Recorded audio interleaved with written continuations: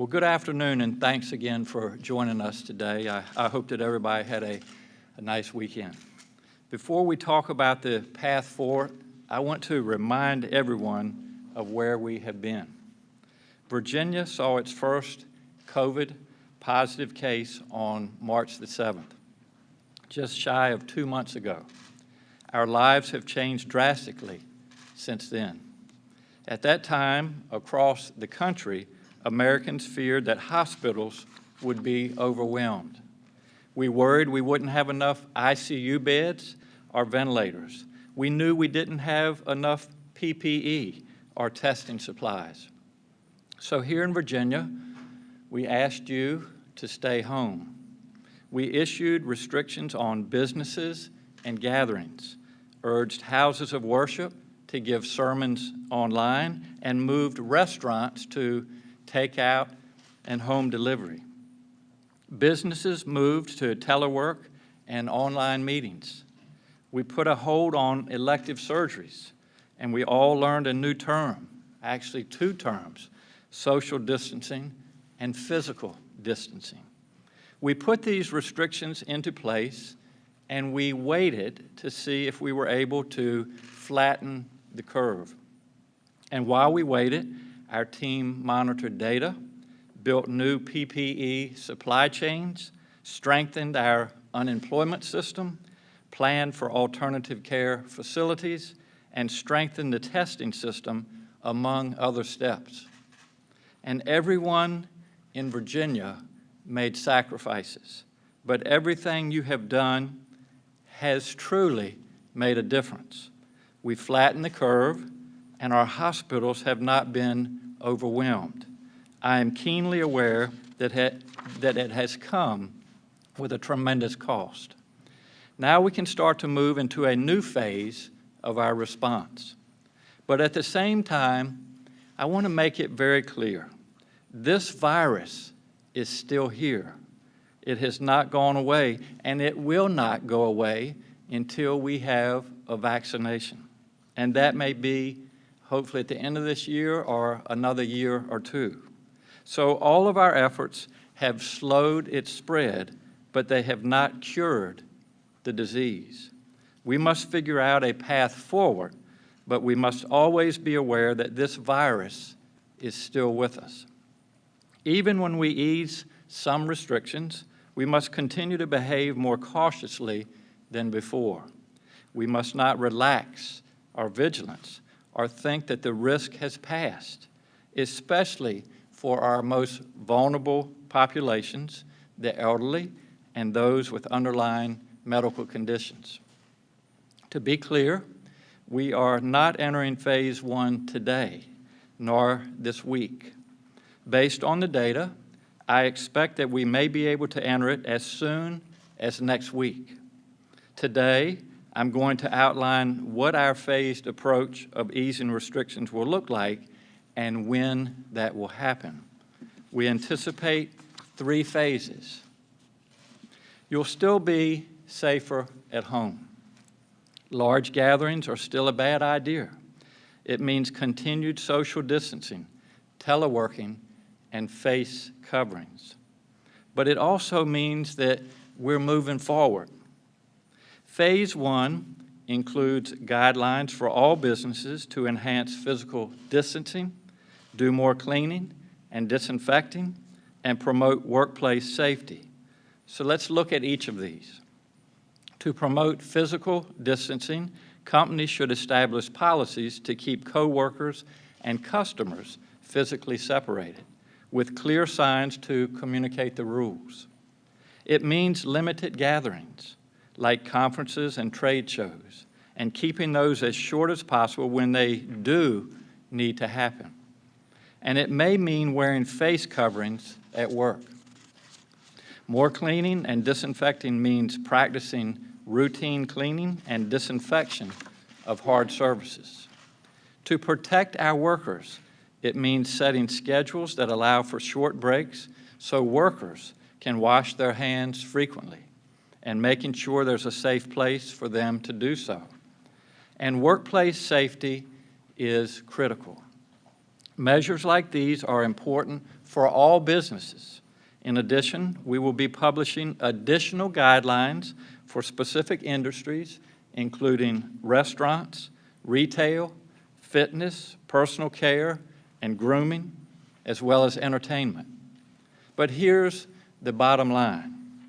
You'll be able to get your hair cut, but you'll need an appointment, and you'll see new safety measures in the salon. It means you can go out to eat again, but restaurants will use less of their seating so to spread people out more. Employees will wear face coverings, and they'll do more cleaning. Phase 1 means more retail establishments can be open, but they'll have to operate at lower capacity. You can go to the gym, but with fewer people and more requirements for cleaning. Farmers markets will have more flexibility with foot traffic and prepared foods. Our farmers markets are important as we really get into the growing season. We will accommodate the needs of churches and houses of worship to gather in person, but social distancing still matters, even at church. We anticipate Phase 1 could last about 3 weeks, consistent with CDC guidelines. Phase 2 and 3 would also last about 3 weeks each, as long as our health data continues to support it. In Phase 2, we'll continue to ease restrictions if we see our numbers trend downward. Continued downward trend of our positive test. Continued downward trend of our hospitalizations. Stable capacity of hospital bed and intensive care. Stable supply of PPE, and continued robust testing and contact tracing. To move to Phase 3, we're looking for no evidence of rebound for a sustained period of time. So let's talk about timing. I will extend Executive Order 53, which is the order that restricted certain businesses and banned gatherings of more than 10 people through next Thursday night, May the 14th. We will adjust the current stay-at-home order as well, emphasizing safer at home rather than stay at home. That gives us an additional 2 weeks to watch the data and determine if we are meeting the metrics we need to see to enter Phase 1. Now, I'd like to talk briefly about that data and what metrics we're using to make these decisions. I've said from the beginning of this pandemic that our decisions will be made based on science and data. Earlier today, we held a data briefing for the press, and I think you saw how complex it is. I want to thank the press for being available for that briefing and also the individuals that prepared the briefing as well. I want to show the public some of what we're looking at. We're looking at the following measures taken together. As you can see, our cases continue to rise. This number will continue to go up, in part because we are doing more testing. Robust testing and tracing are critical to this entire effort. We get a better idea of that spread by looking at how many tests come up positive. On this slide, the dark blue lines are the number of people tested. The light blue is, I believe we need to move to a different slide. There you go. No. I think that was correct. Go back to the other one, please. Yes, thank you. On this particular slide, the dark blue lines are the number of people tested. The light blue toward the bottom is the number of those tests that are positive, and the yellow line represents the 7-day average of the percent of tests that are positive. This slide also shows you the percent of those tests that come back positive. We want to see a downward trend in that percentage over 14 days. Also, we are planning to deploy 1,000 people to work as contact tracers. As you can see from this slide, we are increasing our testing capacity. Over the weekend, we tested more than 6,000 people per day. In mid-April, we were testing fewer than 3,000. We want to see a downward trend in the percent of cases that are hospitalized over 14 days. And we are monitoring that we continue to have enough hospital bed and ICU capacity. We'll watch this especially closely over the next couple of weeks as hospitals have resumed elective surgeries. All of this depends on us having a good supply of PPE, which we now feel that we have. As you can see, every day we monitor a wide range of health data. We are evaluating that data constantly, looking at metrics by day and by a rolling average. We're using that to determine the spread of the virus, whether it seems to be stabilizing and whether our hospitals have the capacity to meet the need. I have another update on PPE. Last Friday, I announced that Virginia is receiving 3 PPE decontamination units from Battelle. The first of those is now up and running in Blacksburg, and we anticipate the additional units will be in Richmond and Newport News this week. I also want to thank our Virginia National Guard. They have been helping move supplies and doing logistics for the past 2 months, and now they're helping us do testing, primarily in congregate settings. They tested 1,310 inmates at Sussex II Prison just yesterday and wrapped up a testing pilot program in Harrisonburg yesterday. No one should be alarmed by seeing the National Guard out and about in our communities. They are here to help us. I continue to be concerned about the rising number of cases in our poultry processing facilities, especially on the Eastern Shore.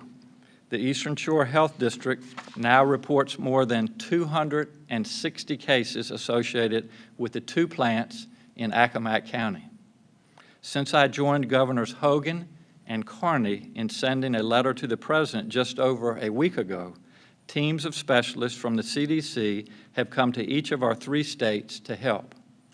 This week, our local health district, the CDC, and the poultry companies are working together to do testing of plant workers and members of the community. We are also still closely tracking cases in the Shenandoah Valley, which has a large number of plants. Cases that have increased as well, but the increase is smaller and could be leveling off. Our focus right now remains on the shore. We will continue to closely monitor the situation to ensure that the plants are instituting safety measures to protect workers' health and that workers can access health care as needed.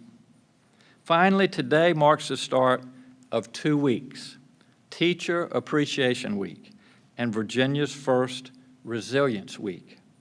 Our teachers always do wonderful work, but they have stepped up to meet enormous challenges as we turn to virtual education. I suspect that many parents who are now helping their children learn at home have gained an increased appreciation for our teachers. Resilience is how well we adapt to in the face of tragedy, trauma, or other sources of stress. This week, I encourage you to visit grscan.com. That's grscan.com to find virtual events, trainings, activities for children, and other resources. It's a particularly good time to think about resilience because we all are dealing with some level of stress from COVID-19, and for some, it is trauma. It is also important for our children to learn this skill so they're better able to adapt to adverse situations as adults. I know Virginia is a resilient Commonwealth. I am proud of Virginians for how you are handling this situation and how people have stepped up to take care of themselves and other people at this time. Now we'll hear from Virginia Health Commissioner Dr. Norm Oliver, and then we'll be glad to take your questions. Thank you. Dr. Oliver. Thank you, Governor. Good afternoon. I just want to get an update on the numbers on cases and some of the breakdown of those cases. We now have a total of 19,492 cases of COVID-19 across the Commonwealth. That represents 821 new cases in the last 24-hour period. Total deaths now number 684. That's 24 new deaths in the last reporting period.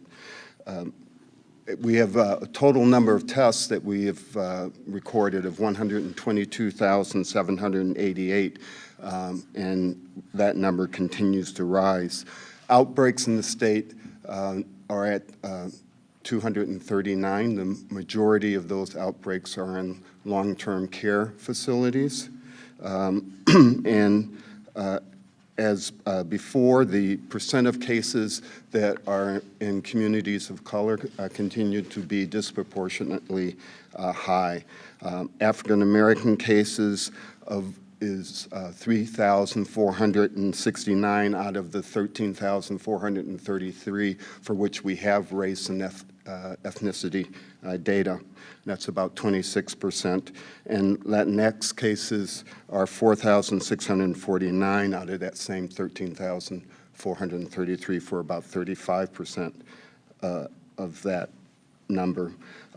Deaths, African American deaths number 157 out of the 585 for which we have race and ethnicity data for about 27% of the deaths, and for the Latinx community, 40 deaths out of that same number for a percentage of about 7%. Thank you. Thanks, Dr. Oliver. Thank you. Yes. Hi, Governor. Have you been coordinating with Governor Hogan and Mayor Bowser about your plans to reopen after the I guess on the 15th? Yeah, the question is, have we been coordinating with Governor Hogan and Mayor Bowser, and also to our south is North Carolina? And the answer is we have. Each state, Laura, has their own situation, their own challenges. As you know, Maryland, Washington, and specifically Northern Virginia are in very densely populated areas. And so we do communicate. We're probably not going to do everything on the exact day, but we're working as close as we can. And as I've said in the past, we want to be as consistent as we can with our neighboring states, and not allow for any more confusion than is absolutely possible. The question will be from Greg Hambrick with Inside Nova. Governor, as far as the timeline over the next 2 weeks, as businesses are trying to prepare for eventually having the opportunity to reopen, do you expect that if you have to change that date from May 14th, that businesses will know later this week, early next week, if that's not going to be the phase one, the beginning of phase one at the end of next week? Are you going to be able to let folks, that business owners and employees know in advance if there's going to be a change to that date?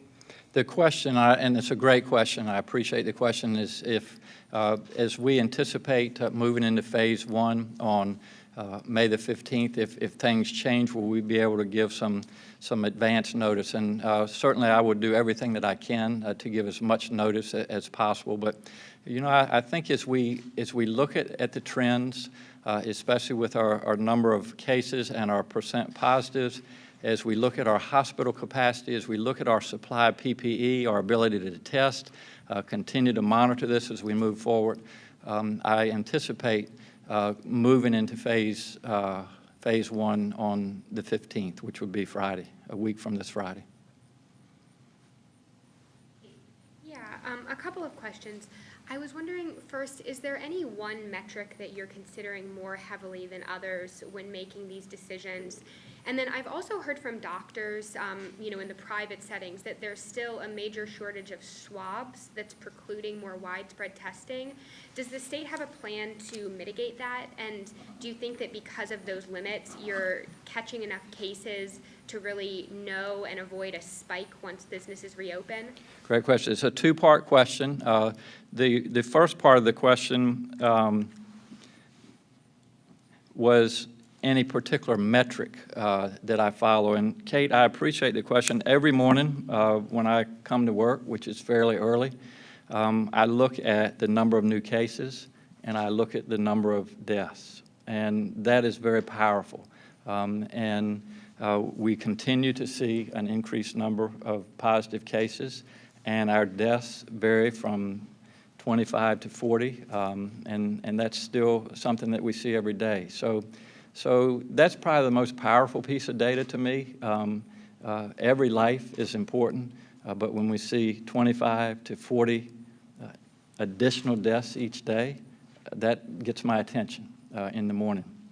Obviously, I think you all had access to all of the data that we use, the different curves, the percent positives, the number of new cases per day, the hospitalizations, the number of individuals that are in ICUs, the number of ventilators that were being used. All of these things are taken into account. But the answer to your question, the most powerful metric to me is the number of deaths. And as your governor and certainly as a doctor, I'm here to keep Virginians safe and also to prevent any deaths that we possibly can. As far as the swabs, we have put in an order through FEMA. We're also working with the private labs.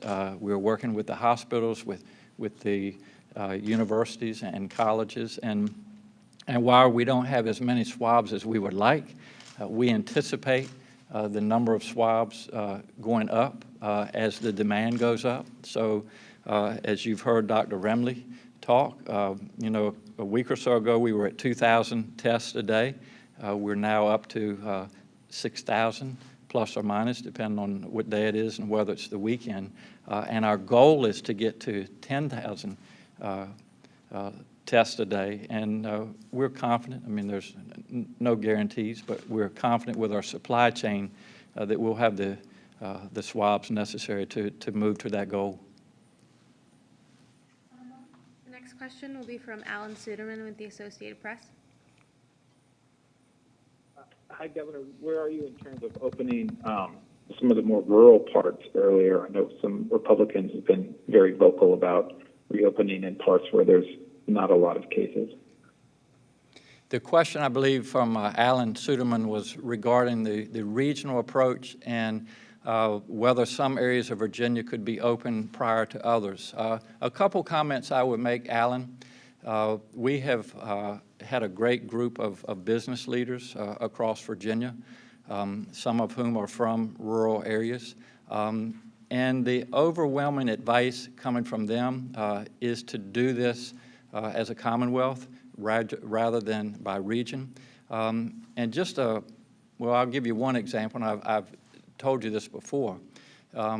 If we open certain areas of the Commonwealth and close others, people from the closed areas may travel, probably will travel, to the open areas, and not only bring new cases from hot spots, if you will, in Virginia, but also potentially bring in cases from other states. And so we don't want that to happen. The other thing that we would be doing, we would be picking winners and losers in Virginia. And something that has been very important to me as the governor is to see Virginia as a Commonwealth. Perhaps some people have made more sacrifices than others, but we have all sacrificed. And when we made the decision to close down, to have the stay-at-home order, I did this as a Commonwealth. And when we reopen, when we go into phase one, I want to do that as a Commonwealth as well. Because one of the things that I have seen, which I commend Virginia, this has brought Virginians together. What I worry about, if we do one region open rather than another, it just is a tremendous potential for more division. And the last thing that we need in this state, the last thing we need in this country right now is division. So for a number of reasons, I have made the decision to go into phase one unless something drastically changes. next Friday, and we'll do that together. Just as a follow-up to that, will any of the restrictions on businesses and the guidelines they have to follow be tailored regionally? And a second question to that is just, do you think we'll reach 10,000 tests per day by May 14th? The two questions, Mel, it's not fair to me when you all ask all these questions at one time, but we'll do the best we can. The second part of this is how we're doing on our goal of 10,000. I'm going to let Dr. Remley answer that one. But as far as the guidelines that we're using regionally, they're not going to be different. One of the things I won't go into all the details, but we've talked about going into phase 1, whether that be a phase 1A, phase 1B, and it gets very complicated in a hurry. So I'm doing everything that I can. Our team is doing everything that we can to keep this as consistent and straightforward as we can as we move forward. Dr. Remley, thanks. I think what I will say is we're working very closely with the entire clinical community to make sure that it's not just swabs. I know that was a question earlier, but it's swabs, it's PPE, it's feeling comfortable that you understand how to get the test. It's feeling comfortable to then know where the test goes and what you do with the results when that comes back. So this week we'll have surveys that we've done with the free clinics, with the federally qualified health centers, and with doctors' offices around the state through the Medical Society of Virginia to understand where those gaps are. In addition, on Friday, we will have a webinar for all physicians to be able to understand what you can do for a patient clinically if you learn they have COVID, so you can take better care of them, but also to understand how to, again, walking through how to test. If you don't think your office is going to test, where you can go to get tested, making sure all of those loops in the process are closed, and then also helping to make sure our doctors can sometimes be our first part of contact tracing. So if I'm a physician and I have a patient who has a positive COVID test and I call and talk to them, I'm not only going to talk to them about how they're doing clinically, but I'm going to say who else is in your home, who have you been around for the last couple of weeks, write it all down. It's really important that you start to isolate. So we start that public health intervention right at the time that doctor's involved. We're trying to meet, we know for each of those groups we talk about, the barriers are different and they change week to week. So we're trying to meet doctors where they are, but also meet people where they are, so the opportunity to get tested is as diverse as it can be, and that there's no barriers for anybody who's symptomatic, thinks they're symptomatic with COVID, or has had close contact with somebody that has COVID, that they can find somewhere to be tested. And I'd encourage you all to go out and look at the website that's on VDH. I think when we talked about it first, it had close to 100 sites. We now have over 160, and they're all over the Commonwealth. So again, those are publicly available to anyone who comes forward to want to get tested. Yeah, the next question is from Sherry Hamilton with the Gloucester Matthews Gazette-Journal. Thank you for taking my call, Governor. There appears to be some confusion about when campgrounds are allowed to resume their normal operations again. Given today's extension, Executive Order 53 is going to allow them to open recreational facilities to reopen on May 14th, while 55 prohibits overnight stays of less than 14 days through June 10th. And we've heard that some campgrounds have opened this past Friday. In addition, I understand it's up to local law enforcement to enforce the order, but I wonder who's held responsible. Is it the campground or the camper?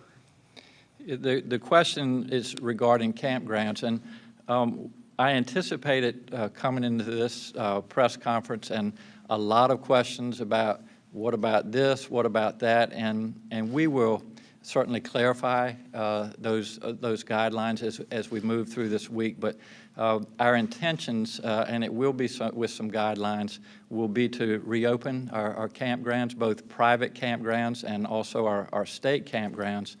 Again, we won't have people staying more than 14 days. There'll be spacing guidelines. We have people on our business advisory that own campgrounds in Virginia, and they have been very forthcoming and provided great recommendations. So I would say to the guidelines specifically for the campgrounds or the hair salons or the bowling alleys, I know everybody has their own situation, and I get that. I'm a business owner as well. We want those answers, and so those guidelines in the next few days will be forthcoming. But the message today is that we will reopen Virginia next Friday. And another reason, another purpose for the week extension, we really want the businesses to be able to do everything that they can to make sure consumers feel safe, that they feel comfortable coming back into these places of business. And so, again, I realize that it's a week of extension, but I think it will really give us all time. It will allow us to provide the guidelines to these businesses, and when we do open, which again hopefully will be next Friday, we'll be able to do it as smoothly as possible and as safely as possible for all of Virginia. This transition of reopening, obviously there's a lot of people eager to get back to work, but I imagine there's going to be some people who might be hesitant or even afraid based on their underlying condition or their age. So as we move forward into that reopening, what are the options for employees? Can those employees who aren't ready to return to work still receive unemployment, for example? Yes, great question, Jackie. Megan Healy, Dr. Megan Healy is our Workforce Development Officer, and I'm going to let her step up to the podium and address that question. Thanks, Megan. Great, thank you so much. So the question is about workplaces and if people are not ready to go back to work because they might be unsafe. So our top priority, as the governor mentioned with this reopening plan, is workplace safety. That we've talked to businesses and they're very eager to work with the health department, look at CDC guidelines to make sure those workplaces are safe, not just for the consumer, but really importantly for the workers because they want them to show up. So we're waiting for guidance on the unemployment insurance. Again, unemployment through the Virginia Employment Commission is really from the U.S. Department of Labor, and they give us guidance on what we can do. So we're still waiting for what that might look like, what are their different eligibilities for unemployment, and if what they need to do if they feel unsafe. So we should. Yes, we've kind of heard some guidance, but not written about, if they're unsafe, do they have to quit their job? And then usually a person goes through the adjudication process to repeal, so we stop the benefits, and then they can repeal through that process, and then we're looking for what's considered good cause and what's not. There is some, there will be criteria laid out as in if you have an underlying condition, not just anybody can say, I don't feel like going back to work. Yes, there'll be criteria, yeah, because a lot of people would probably say that they might not want to go to work. So, thank you. Yep, the next question will be from Whitney Evans with BPM. Hi, Governor. I was hoping you could tell us a little bit more about the process for hiring 1,000 more contact tracers. Who should be applying and how? I'm not sure I heard the question. Did you? I can You heard it, okay. The question is, the governor had mentioned in his remarks that we were going to be hiring 1,000 contact tracers. As we begin to reopen, one of the things that will happen is we will continue to see cases rise. And reopening means that we have to take a very serious approach towards identifying new cases, identifying anyone who's been exposed to that new case, and then isolating those folks, putting them in quarantine if necessary. To do that will require a new workforce. We've already begun hiring case identifiers in the health department. We will hire several hundred of them. We're in the process of also beginning the setting up to hire some 1,000 contact tracers that we believe will be necessary to effectively do that kind of containment strategy. And we're quite confident that we'll be able to ramp this up quickly over the next week or two and be ready for doing serious increase in the amount of contact tracing that we do. Next up is Bill Atkinson with the Progress Index. Thank you, Marissa. Governor, you mentioned earlier about the farmers markets reopening under phase one. Some markets, such as the one here in Petersburg, have reopened to an extent already, just basically realigning their models their business models through online ordering and curbside pickup, and allowing walk-up business as long as it maintains social distancing. Now, when phase one begins, be it May 14th or later, how closely do you anticipate the farmers markets and the open-air markets, open-air markets being regulated? Would that level be any different than other retail businesses? And would the state be having regulators circulating along those markets, or will the state be relying on self-regulation and local law enforcement to maintain the order? It's a great question, and I just growing up on a farm, there's nothing more important than being able to get our products to consumers, and so the farmers markets have been just a great avenue for doing that in Virginia. So we want to make sure that people have access to that as we go into phase one. And I have the Secretary of Agriculture with us, Bettina Ring. Bettina, if you'd like to comment on that.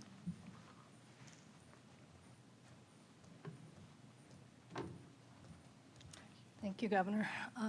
Just to elaborate on what the Governor said, we realize how critical and how important our farmers markets are in Virginia, and so we're looking forward to being able to open things up a bit more. They've been fantastic in stepping up, integrating best practices, and having one point of contact in many of those farmers markets. Now we will be able to allow browsing safely, ensuring that everyone's wearing a mask, and we have proposed guidelines that we'll be finalizing as we move forward in the coming week. As the Governor said, we'll have more information to share, but we really are excited about the opportunity as our farmers markets are really starting to move into spring and summer, which is a really important time for our farmers as well as our markets across the state.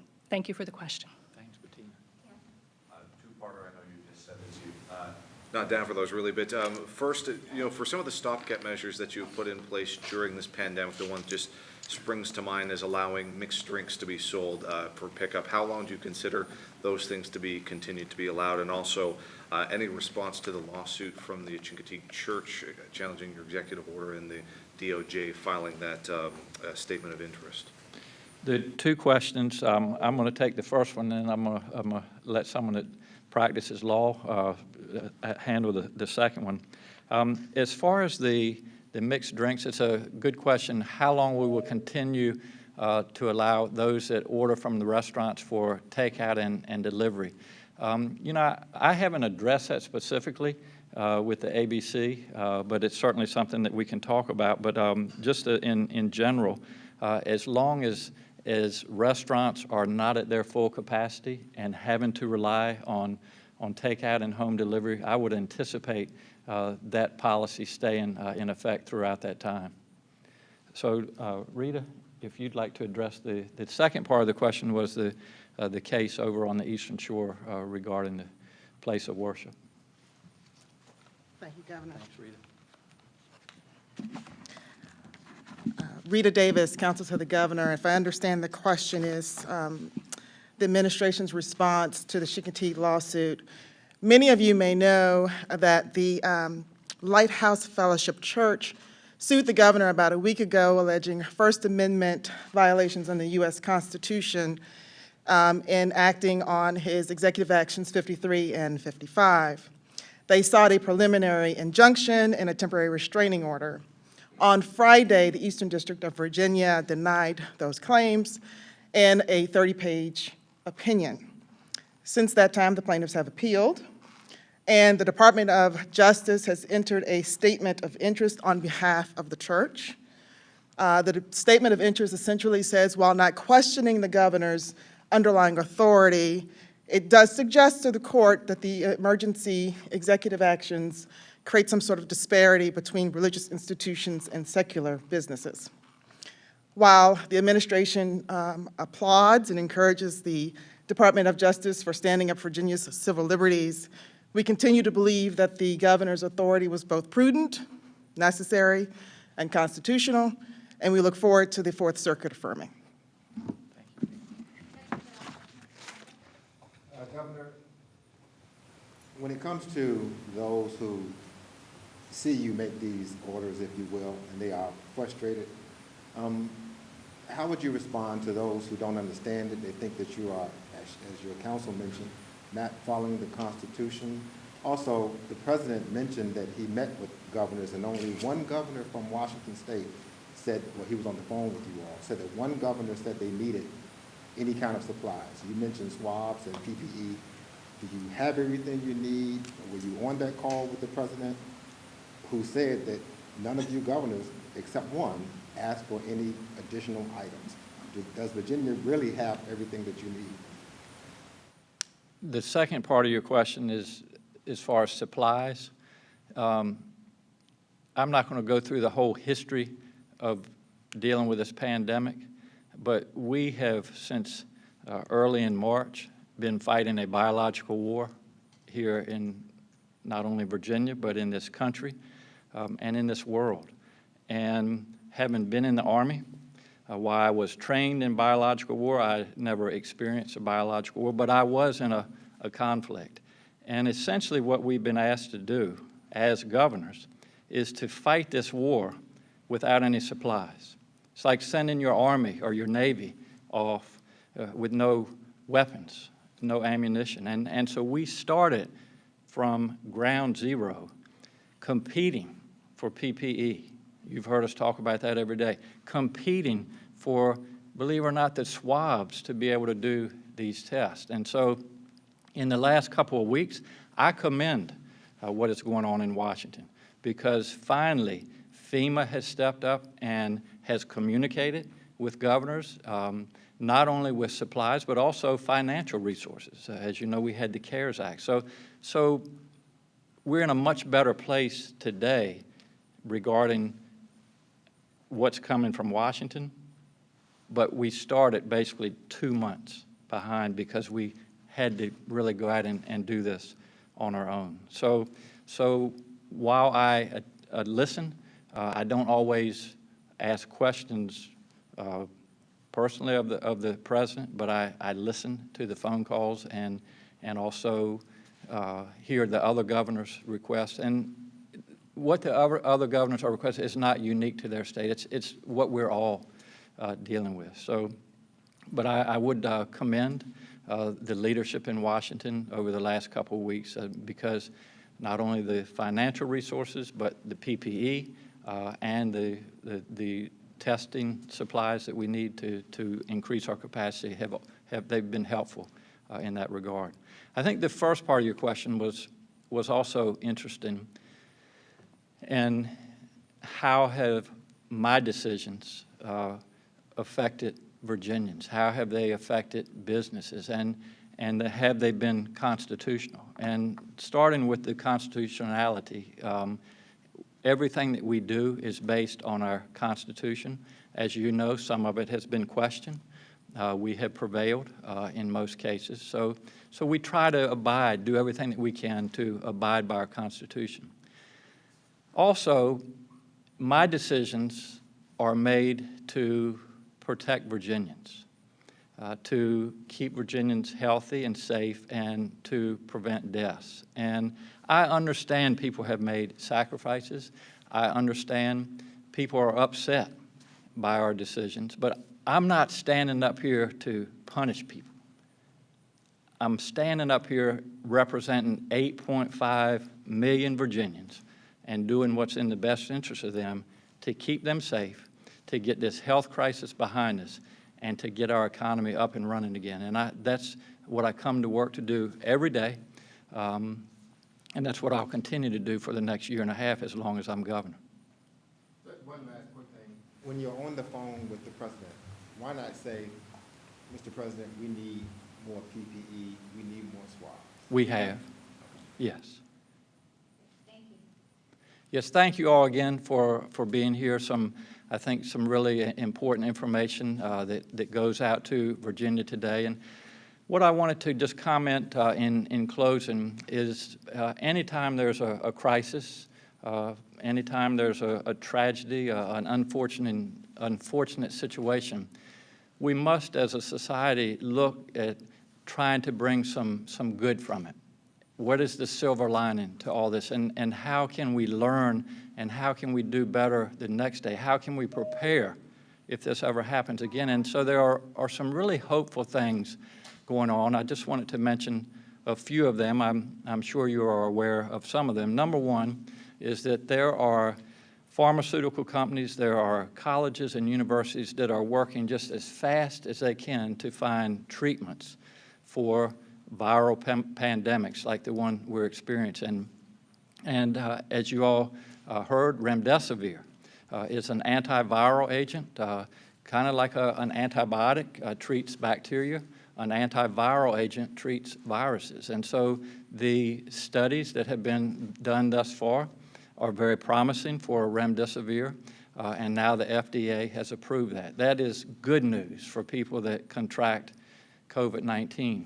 The second part of the good news is that companies, researchers are working literally around the clock to find a vaccination for this. And that's really the silver bullet that will put this pandemic, that will put this health crisis behind us. And so whether that's going to happen at the end of this year or it's going to take another year and a half or whatever, we're not sure about that. But just the fact that our researchers are working as hard as they can to find this vaccination, that's encouraging to me, and it should be encouraging to all of you. The last thing I wanted to just mention is to thank all of those that, kind of back to your question, have made sacrifices during this pandemic. This hasn't been easy on anybody, and so I have seen our doctors, our nurses, our hospital staff. I have seen our first responders, our law enforcement, individuals that work at the grocery store. And what happens when these individuals are on the front line and going to work day in and day out without a day off? It provides for stress in their lives. And we lost a very prominent and just excellent emergency physician. She worked in New York City. She paid the ultimate sacrifice for what she was doing. And she has deep, deep roots here in the Commonwealth of Virginia. And something that really touched me this weekend was when individuals reached out to me and said, you know what, she was a wonderful person, a wonderful emergency room doctor, and how can we bring good from this? And so we had a fairly lengthy discussion, and it won't end this weekend, but we're going to work together and make sure that we have support systems here in Virginia for individuals like our first responders and our healthcare providers, because I think the perception is that the doctor or the nurse, they're always strong and that they don't let the stress get to them. But I will tell you that we're all human. And I think the example of the emergency room doctor is a great example of that. And so that means that we as a society need to find ways to come together and to find support groups and let these individuals know, you know what, it's okay if you have a bad day or you're experiencing undue stress, that we have help for you there. So just looking at all of the good things that are happening as we move forward with this pandemic is encouraging to me, and that's what provides hope to me, and that's what gets me up every day and want to do the job that I'm doing. So for all of you that have been part of the solution to this pandemic, on behalf of the Commonwealth of Virginia, I say thank you. Keep up the good work. As long as we continue to work together, we'll get through this. And as I have said so often, we came in as Virginians strong to COVID-19, and when we would put this in our rearview mirror, we'll come out of it even stronger. So thank you all, and we will look forward to being with you on Wednesday. Thank you.